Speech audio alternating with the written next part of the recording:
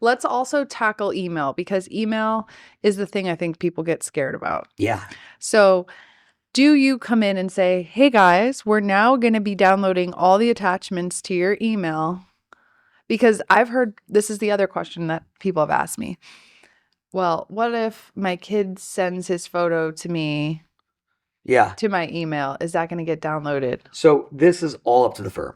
So, some firms, yeah, I mean, their attitude is, a lot of firms, they want every single attachment that comes in, except the inter-firm attachments, to come into the system, right? They don't want to risk it getting missed. Some firms, they don't want necessarily for this reason, but also you can have exclusion lists. So a lot of firms will say, we want everything, but to this point, you can exclude out like, Gmail accounts or whatever, and you can exclude certain email, your example there, exclude your kids or whatever from coming in. So we can create rules to filter out what goes through the system.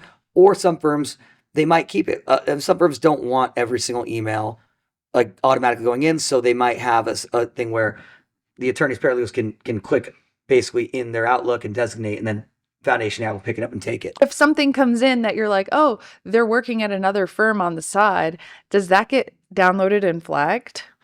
Is it possible? If a document came in from another firm, yeah, it would be, because generally, like everything else, right? Firms will receive documents that may not be in their system yet. So let's say you just signed a new case and for whatever reason, documents came in, but the file hasn't been set up yet. There has to be exception handling flow. So if attachments came in where this person's moonlighting, working at two firms, yeah, let's just say, and they're emailing a client that's not a client of the firm. Yeah. Let's just say through the firm email, which this sounds crazy, but I've seen this happen. It would flag, it would say, we don't know where to file this. Yeah. So if, let's say, like, we're not reading everyone's emails and we're not reading the emails that come in, but let's say someone from a different firm emailed an attachment to them, because really we're concerned with attachments, right? The documents that are going to be evidentiary, correct, that need to go in the file. So let's say someone emailed, a medical record. Our software would look at it and they'd try to it would match it to the right matter.